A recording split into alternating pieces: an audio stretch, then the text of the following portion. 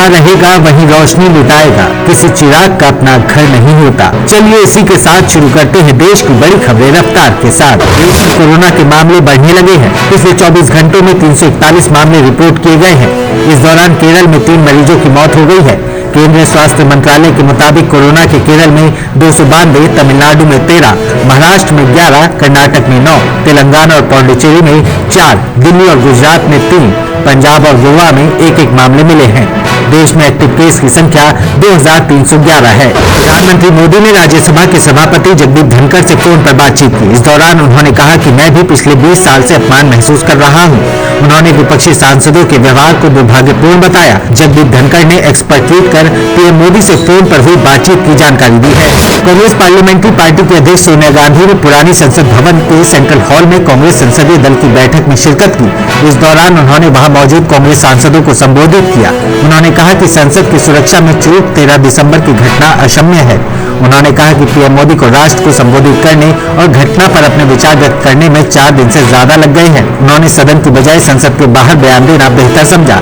ऐसा करके उन्होंने संसद का तिरस्कार किया है। राष्ट्रीय स्वयंसेवक संघ के प्रमुख मोहन भागवत 2 दिवसीय दौरे पर उड़ीसा की राजधानी भुवनेश्वर पहुंचे।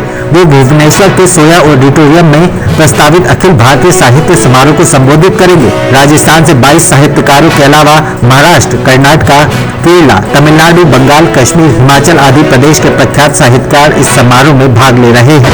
राष्ट्रपति की नाराजगी के बाद अब टीएमसी सांसद कल्याण बनर्जी के खिलाफ एफआईआर दर्ज की गई है।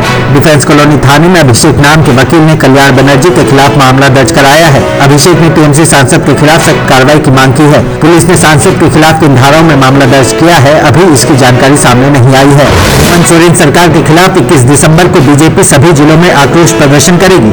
इसकी सूचना बीजेपी प्रदेश अध्यक्ष बाबूलाल मरांडी ने दी। उन्होंने कहा कि प्रदेश बीजेपी ने राज्य में व्याप्त भ्रष्टाचार, ध्वस्त विधि व्यवस्था और संवैधानिक संकट के खिलाफ आक्रोश प्रदर्शन करने का निर्णय लिया है। पाकिस्तान के पूर्व प्रधानमंत्री नवाज शरीफ ने कहा कि पाकिस्तान के दुखों के पीछे न तो भारत है और न ही अमेरिका। उन्होंने सार्वजनिक तौर पर स्वीकार कर लिया कि नकदी संकट से जूझ रहे पाकिस्तान ने अपने पैरों पर खुद कुल्हाड़ी मार ली है। पिछले कुछ महीनों से मणिपुर हिंसा की आग में जल रहा है। राज्य में 2 समुदायों के बीच हो रही हिंसा ने बड़ा रूप अख्तियार कर लिया है। इस दौरान कई लोगों की जान चली गई, वहीं कई लोग बेघर हो गए हैं। महाराष्ट्र के मुख्यमंत्री एकनाथ शिंदे ने कहा कि फरवरी 2024 में मराठा आरक्षण पर चर्चा के लिए एक विशेष सत्र बुलाया जाएगा। उन्होंने आश्वासन दिया कि मराठा समुदाय को आरक्षण देते समय किसी अन्य समुदाय के साथ कोई अन्याय नहीं किया जाएगा। मुख्यमंत्री ने विधानसभा में कहा, सुप्रीम कोर्ट में एक सुधारात्मक याचिका के माध्यम से आशा की किरण पैदा हुई है। अमेरिका के पूर्व राष्ट्रपति डोनाल्ड ट्रंप अगले साल होने वाले राष्ट्रपति चुनाव में उम्मीदवार नहीं बन सकेंगे। कोलोराडो के सुप्रीम कोर्ट ने अमेरिकी संविधान के विरोध खंड के तहत मंगलवार को ट्रंप को राष्ट्रपति पद के लिए अयोग्य घोषित करते हुए उन्हें स्टेट के राष्ट्रपति पद के प्राथमिक बैलेट से हटा दिया है। तो ये थी देश दुनिया की बड़ी खबरें। ऐसी और खबरों को जानने के लिए सब्सक्राइब करें भारत को।